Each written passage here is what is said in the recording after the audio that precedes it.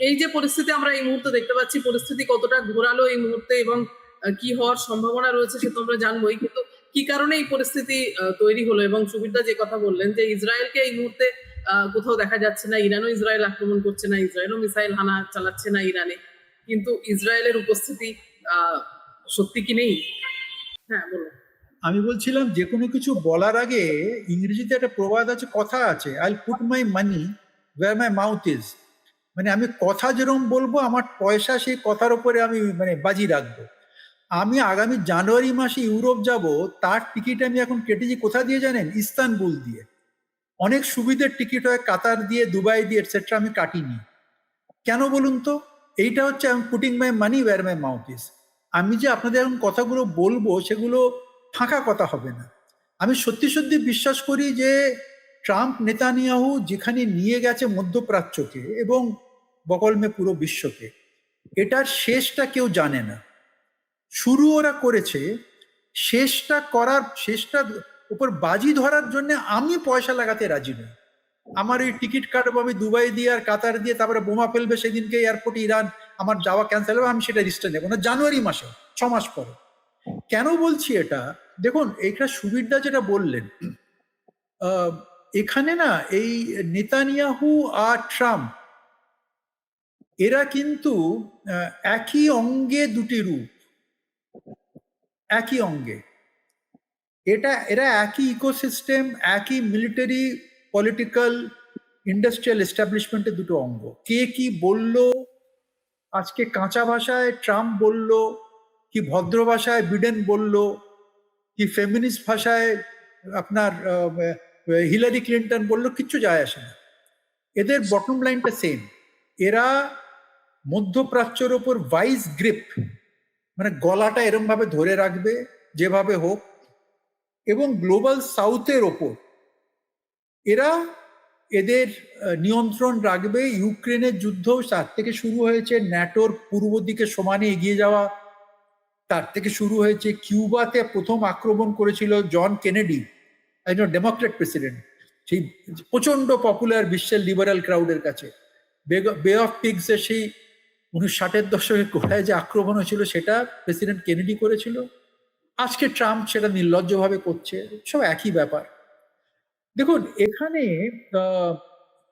আমার মনে হয় আজকের ব্যাপারটা না, একটা তো ইসরায়েলের আনফিনিশড এজেন্ডা হচ্ছে ব্যালিস্টিক মিসাইল ইরানের ধ্বংস করা। শুধু নিউক্লিয়ার বম তো ইরানের ছিল না, ওটা বাজে কথা। ওদের এটা হচ্ছে যে ওরা গাজাতে, লেবাননে যা খুশি করবে। ওই যে ইরান হুমকি দিচ্ছে, এদের এত রাগ কেন আপনার ইরানের ওপর আর হেজবোল্লার ওপর? হেজবোল্লা তো রাগ বাড়িয়ে ইসরায়েল আক্রমণ করছে না। যখন গাজাতে এর অমানসিক নিপীড়ন এবং জেনোসাইড করছে, গণহত্যা, তখন যে ইরান আর হেজবোল্লা যে ভয় দেখাচ্ছে ইসরায়েলকে, সে ভয় দেখানোর জায়গাটা থেকে এদের, যাতে করে এদের সে ক্ষমতাটা ধ্বংস করে দেওয়া যায়। এই জন্যে লেবাননে ঢুকবে ইসরায়েল, দক্ষিণ লেবানন দখল করে রাখবে হেজবুল্লাহকে ধ্বংস করার জন্য, হেজবুল্লাহ যাতে ইরানকে ভয় দেখাতে না পারে। এবং হেজবুল্লাহকে সাহায্য করে যাচ্ছে ইরান সমানে। হেজবুল্লাহকে সাহায্য করাটা যাতে ইরান বন্ধ করে, এই জন্য ইরানকে মারবে। আপনি ইরানকে মারতে গেলে আবার ইরান পাল্টা মারবে আপনার ব্যালিস্টিক মিসাইল দিয়ে, ওই জন্য ইরানের মিসাইল থাকা চলবে না। এটা সহজ গল্প। আমাদের এখানে বাঙালি মধ্যবিত্ত পাবলিকে সবাই রেগে যাচ্ছে, আবার ইরান কি গন্ডগোল করছে। কেননা বেশিরভাগ লোকেই সকালের বহু প্রচারিত সংবাদপত্রের পাতার বাইরে দেখে না, বা হোয়াটসঅ্যাপের বাইরে চোখ রাখে না, বা ফেসবুকের বাইরে। তারা ভাবছে ইরান বোধহয় খুব অন্যায় কিছু করছে হরমুজে।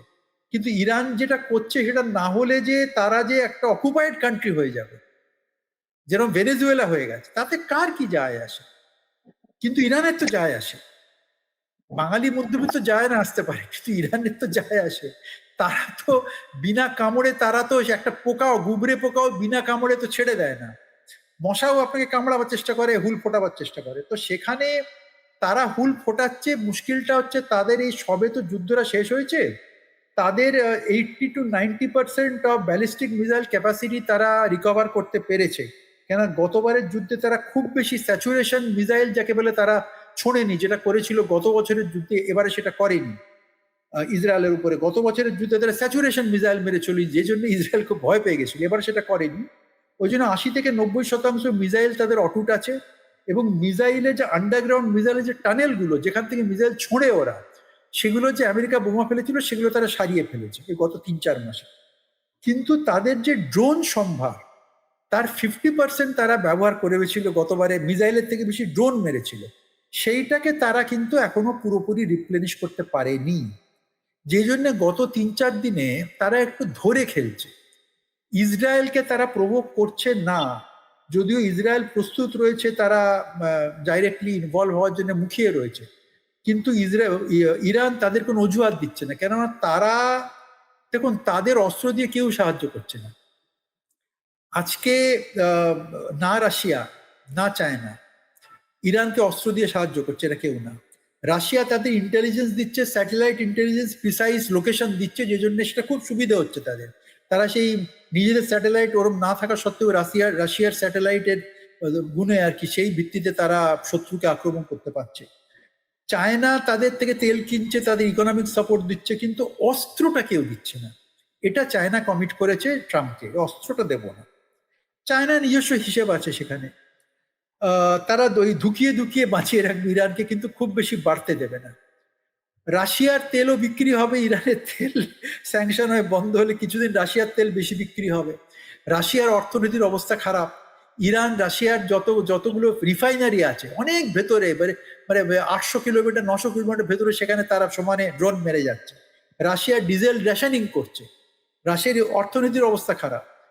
তারা তাদের এক সপ্তাহের মধ্যে 48টা তেল নিয়ে যায়, তেল tanker, oil tanker, shadow fleet যেটাকে বলে, গুপ্ত ফ্লিট, সেটা ইরান মেরে, ইউক্রেন সেটা মেরে ডুবিয়ে দিয়েছে সি অফ অ্যাজোভে গত সপ্তাহে। এক সপ্তাহে 48টা। রাশিয়া পারছে না, মানে কনভেনশনাল যুদ্ধে রাশিয়া এঁটে উঠতে পারছে না ইউক্রেনের সঙ্গে। এইভাবেই তারা এই দিকে দিকে চালিয়ে যাবে। এখানে তো অ্যাটম বোমা মারার জায়গা নেই, সাহসে নেই রাশিয়ার, দুম করে অ্যাটম বোমা একটা ফেলবে এই পরিস্থিতিতে, একদম তাদের যদি অস্তিত্বের সংকট না হয়, সেই অবস্থা এখনো আসেনি। তো এখানে দেখুন, এই অবস্থায় ইরান, আমি জানি না তারা মরণ কামড় দেওয়াটা শুধু তো এই শেয়ানে শেয়ানে তুমি 10টা মারলে আমি 2টো মারলাম এভাবে হবে না। তাদের ওপর যদি সেরম অবস্থায় নিয়ে যায় আমেরিকা, তারা যেটা করবে মধ্যপ্রাচ্যকে ইনহ্যাবিটেবল বানিয়ে দেবে, মানে লোকে বাস করতে পারবে না। কিভাবে বানাবে? বোমা ফেলে নয়।